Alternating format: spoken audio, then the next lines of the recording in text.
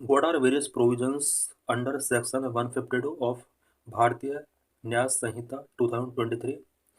Especially Section 152 sedition से related है. So let's discuss all the provisions related to this issue.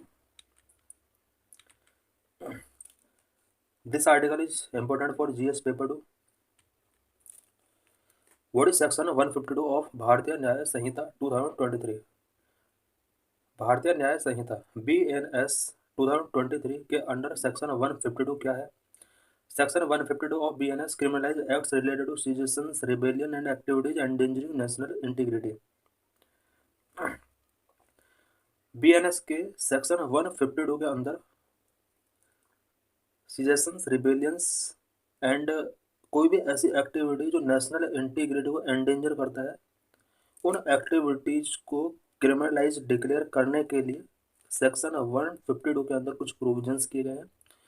It means सेजेशंस rebellion से related act को इस section के अंदर क्रिमिनलाइज डिक्लेयर किया गया है.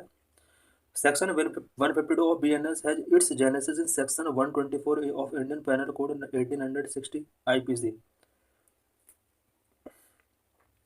सेक्शन 152 का जेनेसिस IPC के सेक्शन 124 के 154 से होता है.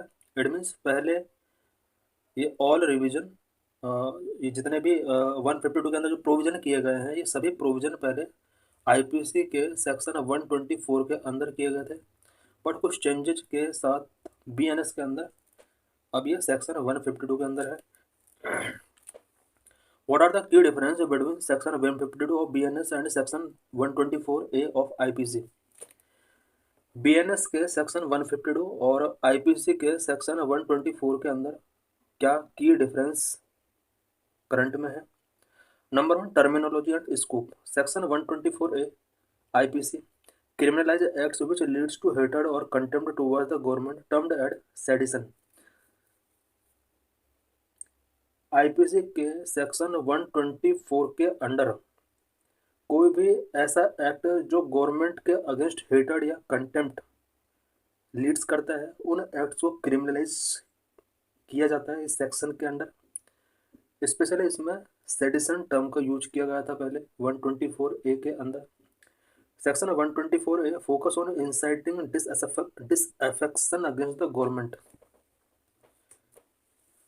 गवर्नमेंट के अगेंस्ट डिसअफेक्शन को इंसाइट करने वाले एक्ट्स IPC के 124A सेक्शन के अंदर यहाँ पर मेंशन किए गए थे.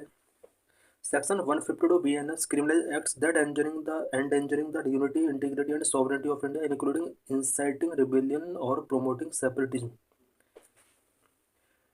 BNS 152 सेक्शन के अंदर कोई भी ऐसा एक्ट जो कंट्री की यूनिटी, इंटीग्रिटी एंड सॉवरेनिटी को एंडेंजर करता है, ये कोई भी ऐसी एक्टिविटी जो सेपरेटिज्म को प्रमोट करता है, रेबेलियन को इंसाइट करता है, इन सभी एक्ट्स को क्रिमिनलाइज इसी सेक्शन के अंडर किया गया है.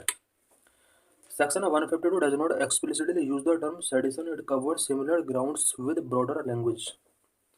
सेक्शन 152 के अंदर सेडिशन वर्ड यूज नहीं किया गया है, बट कुछ सिमिलर ग्राउंड्स ब्रॉडर लैंग्वेज के साथ इसमें फिक्स किए गए हैं. Number 2, penalties. Section 120A prescribe a punishment of a minimum of 3 years in prison with fine. IPC के सेक्शन 124A के अंदर फाइन के साथ 3 years का मिनिमम प्रिजनमेंट यहाँ पर इम्पोज किया गया था. मैक्सिमम लाइफ इम्प्रिजनमेंट तक का वहाँ पर प्रोविजन था पहले, बट करंट में सेक्शन 152 के अंदर यहाँ पर लाइफ इम्प्रिजनमेंट के साथ साथ अबाउट 7 years का यहाँ पर प्रिजन हो सकता है और मैंडेटरी फाइन है इसके अंदर. यही है जो इस सेक्शन को मोर स्ट्रिंजेंट बनाता है. Intent requirement. Section 124A require proof of intent to incite disaffection against government. Government के अगेंस्ट डिसअफेक्शन को इंसाइट करने वाले इंटेंट को प्रूफ करना होता था पहले. Section 152 lowers this threshold to proof of intent by allowing prosecution if a person knowingly share information that could incite rebellion or separatism regardless of malicious intent। Section 152 के अंदर proof of intent का जो provision था, इस thresh hold को यहाँ पर lower किया गया है। कोई भी पर्सन नोइंगली अगर कोई ऐसी इन्फॉर्मेशन शेयर करता है जिससे सेपरेटिज्म और रिबेलियन इंसाइटमेंट होता है, उसके अगेंस्ट यहाँ पर प्रोविजन किया जा सकता है। How does section 152 impair freedom of speech and legitimate dissent? Section 52 legitimate dissent and freedom of speech को किस तरह से इम्पेक्ट करता है? Number 1, dilute right to free speech. Number 2, potential for abuse, judicial oversight. Dilute right to free speech. The unclarity of what constitutes an act endangering unity, sovereignty of India can lead to chilling effect on free speech. Because कौन सा act country की unity sovereignty को endanger कर सकता है, इसको यहाँ पर डिफाइन नहीं किया गया है, और इस वजह से फ्री स्पीच को चिलिंग इफेक्ट ये कर सकता है। एट मीन्स पर्सनस को जो फ्री स्पीच का राइट मिला हुआ है उसको कहीं ना कहीं डिवैल्यू किया जा सकता है इसके through. Number 2, potential for abuse. Lack of clear definitions and broad language in section 152 allow for expensive interpretation by enforcement authorities. Section 152 के अंदर क्लियर डेफिनेशन नहीं है एंड ब्रॉड लैंग्वेज का यूज किया गया है। ये इन्फोर्समेंट अथॉरिटीज के लिए एक्सपेंसिव इंटरप्रिटेशन को अलाउ करता है। This can result in legitimate expressions of dissent being criminalized under the guise of national security. Lack of clear definition की वजह से नेशनल सिक्योरिटी के नेशनल सिक्योरिटी को बेस बनाकर कहीं पीपल के लेजिटिमेट एक्सप्रेशन ऑफ डिसेंट का जो राइट मिला हुआ है इसको क्रिमिनलाइज किया जा सकता है। इट मीन नेशनल सिक्योरिटी के नेम पर पीपल को जो एक्सप्रेशन ऑफ डिसेंट का लेजिटिमेट राइट मिला हुआ है उसको क्रिमिनलाइज किया जा सकता है। Number 3, judicial oversight. The Rajasthan high court emphasized that section 152 of BNS should not be used as a tool to suppress dissent but rather as a protective measure for national security. Rajasthan high court ने section 152 से related यहाँ पर कुछ अपना ruling दिया था। इस ruling के अकॉर्डिंग हाई कोर्ट ने कहा था कि सेक्शन 152 का डिसेंट को सप्रेस करने के लिए यूज नहीं किया जाना चाहिए, बल्कि नेशनल सिक्योरिटी के लिए प्रोटेक्टिव मेजर के तौर पर इसको यूज किया जाना चाहिए। To ensure that legitimate criticism is not equated with sedition, it called for careful application and judicial oversight. Legitimate criticism is not equated with sedition. Legitimate criticism कभी भी सेडिशन के इक्वल नहीं हो सकता। इसको इंश्योर करने के लिए हाई कोर्ट ने careful application and judicial oversight के लिए कॉल्ड किया। What are the legal and constitutional implications of enforcing section 152? Section 152 को इन्फोर्स करने के लिए लीगल एंड कॉन्स्टिट्यूशनल इम्प्लीकेशंस क्या क्या है? Number 1, violation of constitutional right. Number 2, need for guidelines.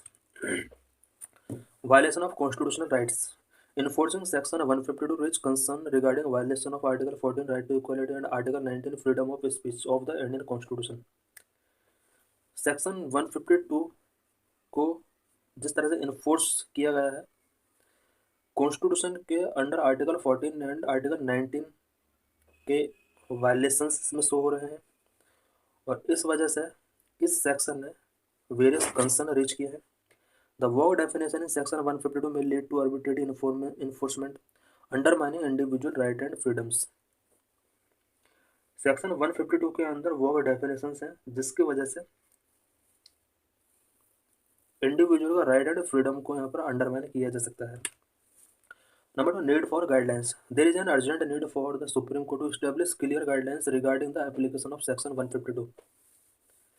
Section 152 के एप्लीकेशन के रिगार्डिंग सुप्रीम कोर्ट को क्लियर गाइडलाइंस यहाँ पर एस्टेब्लिश करने होंगे। This would help to know the limit of acceptable boundaries for criticism while protecting national interest without infringing on civil liberties। इससे paper अगर supreme court clear guidelines section 152 के application से related establish करती है तो इससे पीपल को criticism की बाउंड्रीज यहाँ पर अंडरस्टैंड हो जाएंगे और पीपल क्रिटिसिज्म की बाउंड्रीज जो होंगी उसको लिमिट नहीं करेंगे। What is way forward? Promote a judicial oversight. Enforcement authorities should be required to demonstrate a direct link between the speech and its impact। Speech और इसके इम्पैक्ट के बीच में जो डायरेक्ट लिंक होता है इन्फोर्समेंट अथॉरिटीज को ये डेमोन्स्ट्रेट करना चाहिए पीपल के लिए। Court should actively monitor cases to prevent misuse of the law against legitimate dissent. Court को कुछ ऐसे केसेस को मॉनिटर करना चाहिए जहाँ पर लेजिटिमेट डिसेंट के अगेंस्ट सेक्शन 152 का मिसयूज किया जाता है तो इस तरह के केसेस को कोर्ट को मॉनिटर करना होगा। Establish clear guidelines. Supreme court should set guidelines related to section 152 to ensure a balance between protecting national security and safeguarding freedom of speech. Freedom of speech को सेफगार्ड करने के लिए and national security को protect करने के लिए supreme court को section 152 से रिलेटेड कुछ गाइडलाइंस यहाँ पर इंश्योर करना होगा so that national protecting national security और फ्रीडम ऑफ स्पीच के बीच में बैलेंस क्रिएट किया जा सके। This is previous year question related to this article. Question is of 2014. What to understand by concept freedom of speech and expression? Does it cover hate speech also? Why do films in India stand on a slightly different plane from other forms of expression?